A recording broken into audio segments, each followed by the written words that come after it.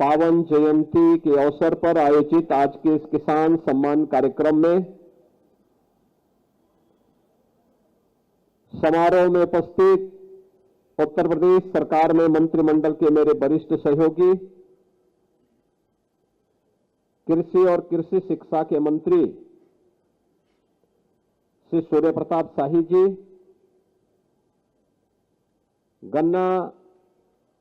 गन्ना विकास और चीनी मिल के मंत्री चौधरी लक्ष्मी नारायण जी,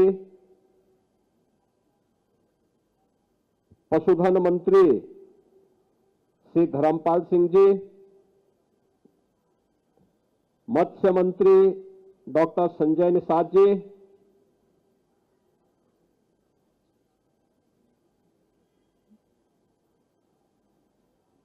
प्रदेश के व्यावसायिक शिक्षा विभाग के मंत्री श्री कपिल देव अग्रवाल जी,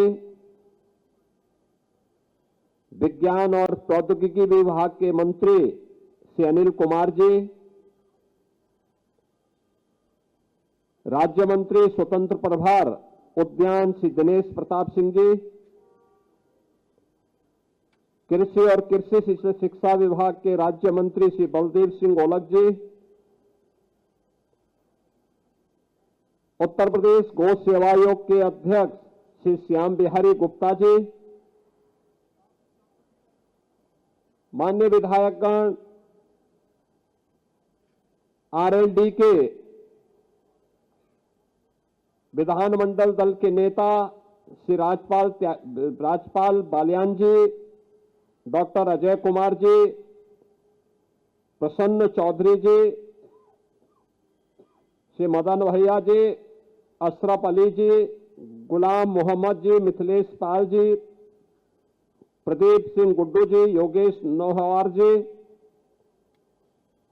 आज के इस कार्यक्रम में उपस्थित कृषि विभाग के हमारे सभी अधिकारीगण,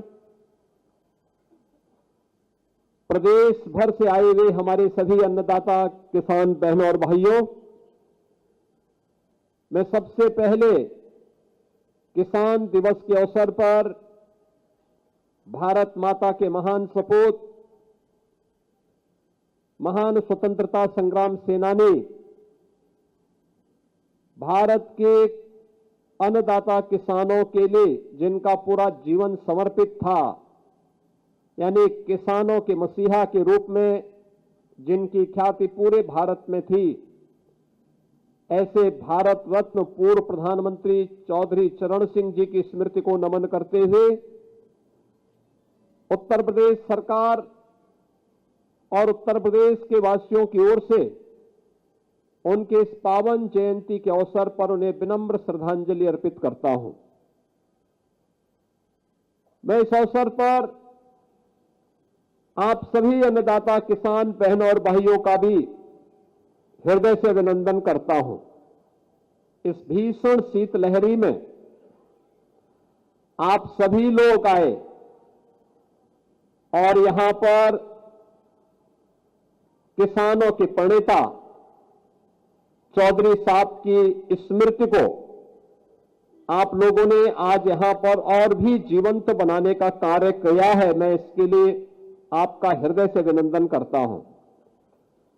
हम लोग जब यहां पर आए थे, हम लोगों ने चौधरी साहब के इस भव्य प्रतिमा पर पुष्पांजलि करने के साथ ही यहां के प्रदेश के अन्नदाता किसानों को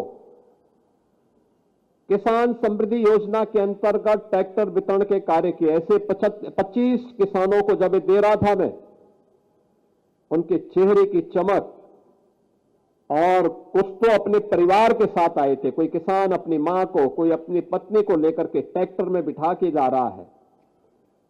ये होती है किसान की ताकत। उसके लिए सर्दी गर्मी की परवाह के बगैर जो पसीना बहाता है, इस सर्दी को अपनी हड्डियों और अपनी अस्थियों में समाहित करके अपनी ऊर्जा का प्रवाह इस धरती माता के साथ करता है, तो तब यही हमारी खेती अन्न उत्पादन के रूप में सोना उगलने का काम करती है। हमारे अन्नदाता किसानों ने अपनी मेहनत से उत्तर प्रदेश के अंदर जो प्रगति की है वह आप सबके सामने है। बहनों और भाइयों, किसान भी सरकार के एजेंडे का हिस्सा बन सकता है। ये पहली बार देखने को मिला है जब 2014 में देश के यशस्वी प्रधानमंत्री नरेंद्र मोदी जी ने देश की बागडोर संभाली थी। मोदी जी का यशस्वी नेतृत्व, आप याद करिए ना, वैदिक कालखंड से हम धरती माता के प्रति आग्रही रहे हैं।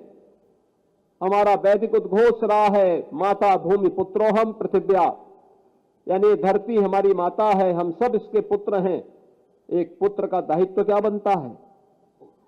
मां बीमार हो तो उसकी सेवा नहीं करनी है क्या? मां के ऊपर कोई संकट है तो क्या पुत्र का दायित्व नहीं बनता है कि उस संकट से उबारने के लिए वह अपना योगदान दे?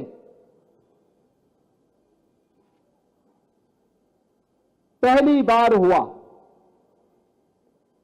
सॉइल हेल्थ कार्ड के माध्यम से 2014 में प्रधानमंत्री मोदी जी ने धरती माता की सेहत के बारे में हर एक व्यक्ति को जागरूक किया। पहले चुनिंदा किसान ही सॉइल हेल्थ कार्ड का उपयोग करते थे। अन्नदाता किसानों को प्रधानमंत्री किसान सम्मान कृषि बीमा योजना के साथ जोड़ा और फिर एक एक करके योजनाएं आगे बढ़ती गई। प्रधानमंत्री कृषि सिंचाई की योजना से लेकर के प्रधानमंत्री किसान सम्मान निधि, एमएसपी की गारंटी हो या फिर बीज से लेकर बाजार तक किसान के लिए सुविधाओं की एक लंबी कड़ी को आगे बढ़ाने का कार्यक्रम, ये निरंतर चलता रहा। और हम लोगों ने आदरणीय प्रधानमंत्री जी के ही मार्गदर्शन में डबल इंजन की सरकार ने जब उन योजनाओं का लाभ प्रदेश के अंदर लिया तो परिणाम भी हमारे सामने आए। हम लोग तो सबसे पहले इस बात की आभारी हैं कि आदरणीय प्रधानमंत्री जी ने पूर्व प्रधानमंत्री, उत्तर प्रदेश के पूर्व मुख्यमंत्री, किसानों के मसीहा चौधरी चरण सिंह जी को किसानों के प्रति और देश के प्रति उनकी सेवाओं के लिए भारत रत्न से सम्मानित करके देश के किसानों के मान को, उनकी गरिमा और उनके गौरव को बढ़ाने का काम किया। आज डबल इंजन की सरकार किसानों के हित के लिए किए जाने वाले इन कार्यों का ही परिणाम है। जब 17 में आए थे कृषि ऋण मोचन का कार्यक्रम लघु और सीमांत किसानों का, पहले किसान एजेंडे का हिस्सा ही नहीं था। चुनाव के अंदर लोग भले ही भाषण कर लें लेकिन शासन की किसी भी स्कीम का पार्ट नहीं था। और आज हम इस बात को कह सकते हैं कि किसान को शासन की हर योजना प्राथमिकता के आधार पर उपलब्ध करवाई जा रही है। आज बिचौलिया अन्नदाता किसान की फसल का दाम नहीं तय करता है, अब किसान अपनी फसल का दाम तय करता है और सरकार अगर मार्केट में उसको मिलेगा अच्छा दाम तो मार्केट में बेचेगा, नहीं तो सरकार उसको खरीदने का काम करेगी। और हमारी सरकार सफलतापूर्वक इन कार्यक्रमों को आगे बढ़ाने का काम कर रही है। उत्तर प्रदेश के अंदर क्या धान की फसल हो, क्या गेहूं की फसल हो, क्या चना हो, क्या सरसों हो, क्या बाजरा हो, मक्का हो, कई गुना उत्पादन बढ़ा है, कई गुना उत्पादन बढ़ा है। लागत कम हुई है, उत्पादन ज्यादा बढ़ा है और यही मुनाफे का आधार है, यही किसान की समृद्धि का आधार है। और इन्हीं बातों को लेकर के अक्सर चौधरी साहब कहा करते थे, अक्सर कहते थे चौधरी साहब के बारे में, ये बात विख्यात थी, और देश के हित में, गांव के हित में और किसान के हित में जो भी बात होती थी बिना हिचक के उसको बोलते थे। उन्होंने कहा था जब तक किसान गरीब रहेगा भारत अमीर नहीं हो सकता। ये चौधरी साहब का वक्तव्य था। ग्रामीण भारत ही असली भारत है, ये चौधरी साहब का वक्तव्य था। भारतवर्ष की समृद्धि का मार्ग देश के खेत एवं खलिहान से होकर के गुजरता है, ये भी चौधरी साहब ने ही कहा था। और जागरूक जनशक्ति ही सबल लोकतंत्र का आधार है, यह चौधरी साहब ने ही कहा था। बहनों और भाइयों, इसके लिए उन्होंने, जब उन्हें मौका मिला उत्तर प्रदेश सरकार में, उन्होंने यहां पे प्रदेश के अंदर भूमि सुधार का कार्यक्रम लागू किया। जमींदारी उन्मूलन का और भूमि सुधार अधिनियम के माध्यम से उन्होंने महत्वपूर्ण भूमिका का निर्वहन किया। बिचौलियों द्वारा किसानों के शोषण को बंद करवाने के लिए मंडी अधिनियम पारित करवाया। उत्तर प्रदेश में होल्डिंग अधिनियम के समेकन में प्रमुख भूमिका की व्यवस्था की। पटवारी व्यवस्था का भी उन्मूलन किया। लघु सीमांत श्रेणी के किसानों के 3.5 एकड़ तक भूखंड को भू राजस्व के भुगतान में छूट भी उन्होंने दिलाया। उर्वरकों को बिक्री कर से मुक्त कराया। काम के बदले अनाज कार्यक्रम की शुरुआत भी की और कृषि और ग्रामीण विकास योजना के लिए ऋण उपलब्ध कराने हेतु राष्ट्रीय कृषि और ग्रामीण विकास बैंक नाबार्ड की स्थापना में भी उन्होंने महत्वपूर्ण भूमिका का निर्वहन किया। बहनों और भाइयों, ये सभी का परिणाम है। 2017 में जब हमारी सरकार बनी, उत्तर प्रदेश में कृषि उत्पादन की दर, जो विकास दर थी, वह मात्र 7% थी। और आज मुझे बताते हुए प्रसन्नता है, 8 वर्ष में ईमानदारी से किए गए प्रयास, उठाए गए कदमों का परिणाम है आज उत्तर प्रदेश में देश की कृषि विकास की दर का 18% उत्तर प्रदेश यहां पर हमारा अन्नदाता किसान अपनी मेहनत से प्राप्त कर रहा है। अभी हमने यहां पे तमाम अन्नदाता किसानों को सम्मान दिया है। आपने देखा होगा, गोरखपुर से यहां पर सीएसपी सिंह जी आए हैं। डीएसआर पद्धति से 100 कुंटल धान पर हेक्टेयर उत्पादन का काम हुआ। यानी ये दिखाता है कि तकनीक का अगर हम उपयोग करते हैं तो तकनीक का उपयोग खेती को सरल भी बना देता है और सरल बनाने के साथ साथ उत्पादन को भी बढ़ा देता है। किसान की मेहनत भी कम होती है लेकिन उत्पादन ज्यादा हो जाता है। आपने देखा होगा, ऐसे ही श्री वीरेंद्र कुमार सिंह गेहूं में इन्हें प्रथम स्थान प्राप्त हुआ।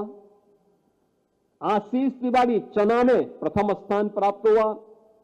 श्री रामकिशन मटर में प्रथम स्थान, हीरालाल सरसों में प्रथम स्थान, श्री रणवीर सिंह अरहर में प्रथम स्थान, अमरेश कुमार ज्वार में प्रथम स्थान, कुलदीप मिश्रा ये गोंडा का एफपीओ है, इन्हें प्रथम स्थान, श्रीमती संध्या सिंह इन्हें एफपीओ में विशिष्ट महिला के रूप में इन्हें सम्मानित किया गया और जया सीड प्रोड्यूसर के रूप में काशी से एफपीओ के रूप में इन्हें भी यहां सम्मानित किया गया है।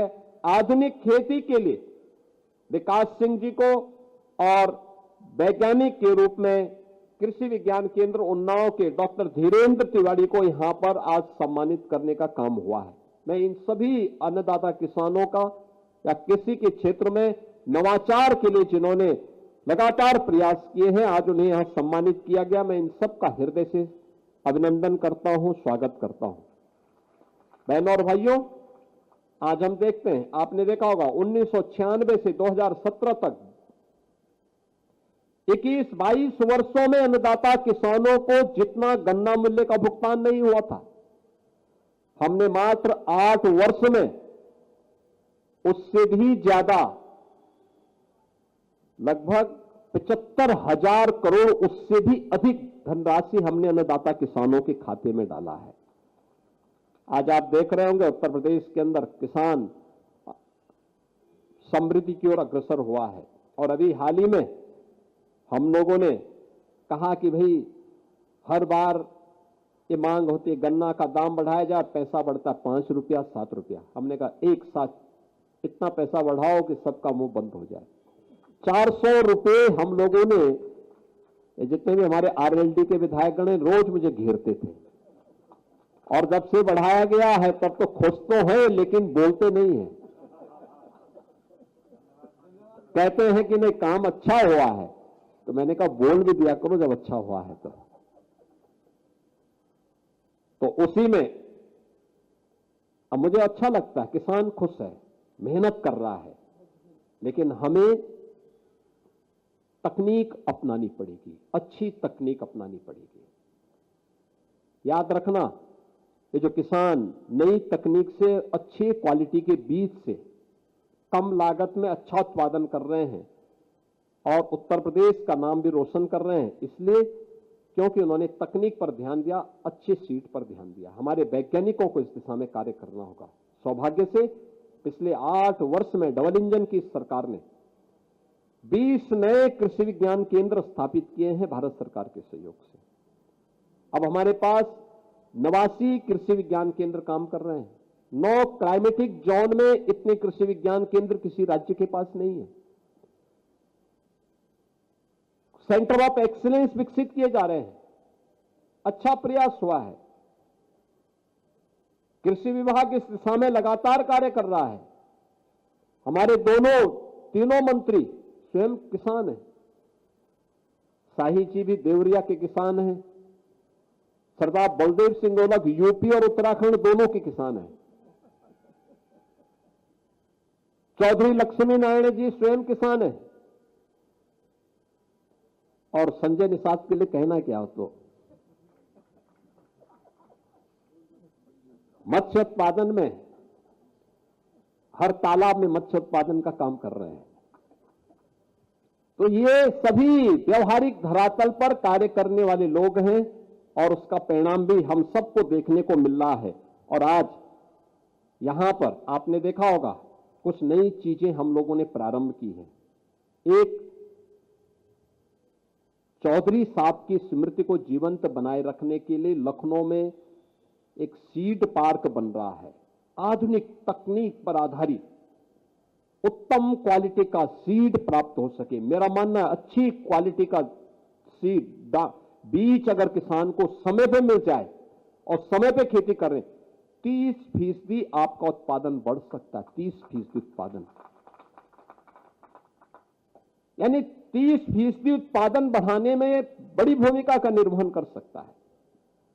और ये चौधरी साहब के नाम पर चौधरी चरण सिंह सीड पार्क यहां लखनऊ में हम लोग बनाने जा रहे हैं। दूसरा, बाराबंकी में एक टिश्यू कल्चर की अत्याधुनिक लैब, उसके लिए भी हम लोगों ने 31 एकड़ से ऊपर का भूभाग चिन्हित किया है, जहां पर हम किसान को अच्छी टिश्यू कल्चर का, ये टिश्यू कल्चर गन्ने के लिए भी, केले के लिए भी, आलू आदि के लिए भी बहुत बड़ी भूमिका का निर्वहन करेगा। तमाम अन्य फसलों के लिए आज आपने देखा होगा कि जमीन के नीचे आलू और ऊपर टमाटर, अब ये भी पैदा हमारे किसानों ने किया है। मैं गया था कई खेतों में, मैंने देखा था। मैं बाराबंकी में ही गया था। पद्म पुरस्कार से सम्मानित हमारे किसान से राम शरण वर्मा जी के खेत पे, कहां है ये, तो है राम शरण वर्मा जी के खेत में मैं गया था। यानी नीचे आलू और ऊपर टमाटर, और अन्नदाता किसान है और 1.5 लाख का चश्मा पहनते हैं।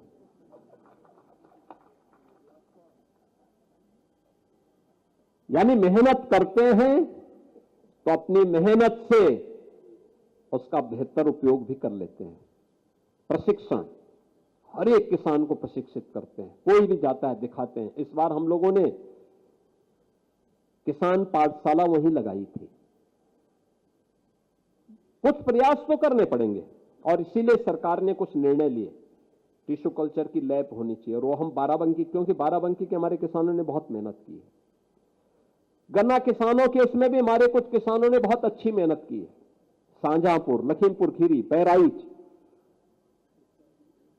1,000 कुंटल पर हेक्टेयर में इन्होंने उत्पादन करने का एक नया रिकॉर्ड बनाया है। और मैं कृषि विभाग से और गन्ना विभाग से कहूंगा, इनके खेत में जाकर के अन्नदाता किसानों को ले जाकर के उनकी तकनीक को हर एक अन्नदाता किसान तक पहुंचाने की आवश्यकता है। किसान समृद्ध होगा तब जब हम उन्हें तकनीक देंगे, अच्छा बीज देंगे, समय पे बीज देंगे, समय पे खाद की उपलब्धता करवाएंगे। और मैं एक अपील जरूर करूंगा, प्राकृतिक खेती जिसके बारे में प्रधानमंत्री जी का विशेष रुचि है, अगर कैंसर से बचाना है, किडनी खराब होने से बचाना है, लीवर खराब होने से बचाना है, बीमारियों से बचाना है, तो नेचुरल फार्मिंग, प्राकृतिक खेती उसका एकमात्र साधन है। हमें उस दिशा में नए प्रयास को करना होगा। और एक आप अपने खेत में आप उस नवाचार को आगे बढ़ाने में बड़ी भूमिका का निर्वहन कर सकते हैं। केंद्र और राज्य सरकार आपको सहयोग करने के लिए तैयार है। हम लोग उसमें आपके साथ खड़े हैं, और इसीलिए हम लोगों ने प्रदेश के अंदर ये व्यवस्था की। वह व्यवस्था है 2 प्रकार की थी। एक, निजी ट्यूबवेल को पहले बिजली के महंगे बिल देने होते थे, हमने 16 लाख निजी ट्यूबवेल से जुड़े हुए जितने भी हमारे अन्नदाता किसान थे, इनके ट्यूबवेल के ऋण को पूरी तरह माफ कर दिया है। राज्य सरकार उसका भुगतान करती है। हर वर्ष हम लोग लगभग 2,500 से 3,000 करोड़ रुपए पावर कारपोरेशन के इस पैसे को देते हैं। उसका पावर कारपोरेशन फ्री में बिजली नहीं देती, उसका भुगतान राज्य सरकार कर रही है। 3600 करोड़ इसमें जा रहा है हमारा, अन्नदाता किसान की खुशहाली हो इसके लिए। और दूसरा, अभी हम लोगों ने परसों सहकारिता के साथ मिलकर के एक घोषणा की है कि सहकारिता के माध्यम से संचालित उनका एलडीबी जो बैंक है, उसके द्वारा जो 11.5% की ब्याज दर पर लोन किसानों को उपलब्ध करवाया जाता था, हम लोगों ने कहा नहीं, इसको अब हम लोग 6% की दर पर उपलब्ध करवाएंगे अन्नदाता किसान को। बहनों और भाइयों, इतनी बड़ी घोषणा है, इसका लाभ हमें लेना चाहिए, बाकी पैसा सरकार देगी। अन्नदाता किसान के हित के लिए सरकार वह सब कुछ करने को तैयार है जो किसान के हित में होगा, किसान जिससे समृद्धि के पथ पर अग्रसर होगा। अब योजनाओं के कारण स्पीड सुस्त नहीं, बल्कि सरकार के द्वारा किए जाने वाले प्रयास का परिणाम है कि अब तेजी के साथ निर्णय लिए जा रहे हैं। अन्नदाता किसान के हित को ध्यान में रख करके सरकार के द्वारा निर्णय लिए जा रहे हैं। अब किसान के सामने सुरक्षा की कोई चिंता नहीं, अन्नदाता किसान के साथ सरकार खड़ी है। और किसान हमेशा इस अभियान के साथ जो कभी सोच चौधरी साहब ने रखी थी, उस सोच के अनुरूप उसे जमीनी धरातल पर उतारने का कार्य कर रही है। आज के इस अवसर पर मैं एक बार फिर से जिन अन्नदाता किसानों को यहां पे सम्मानित किया गया है, उन सब का मैं हृदय से अभिनंदन करता हूं, चौधरी साहब की स्मृति को नमन करता हूं और उन्हें इस अवसर पर विनम्र श्रद्धांजलि अर्पित करते हुए मैं यहां पर आए हुए सभी अन्नदाता किसानों से इस बारे में उन्हें आश्वस्त करता हूं कि डबल इंजन की सरकार आपके साथ आपके हितों का संवर्धन करने के लिए सदैव तत्पर होकर के कार्य करेगी। इस विश्वास के साथ आप सबके प्रति मेरी मंगलमय शुभकामनाएं हैं। धन्यवाद। जय हिंद। बहुत बहुत धन्यवाद माननीय, आपके प्रेरणादायी उद्बोधन के लिए। और इसी के साथ ही आयोजन अब संपन्न होता है। श्रद्धेय चौधरी चरण सिंह जी के प्रति यही सच्ची श्रद्धांजलि है कि हम किसानों के हित के लिए, कृषि के हित के लिए अपने अपने स्तर पर कार्य करें। मैं चाहूंगी तालियों के प्रणाम के साथ आप माननीय मुख्यमंत्री महोदय को विदा दें। इसी के साथ ये आयोजन अब संपन्न होता है।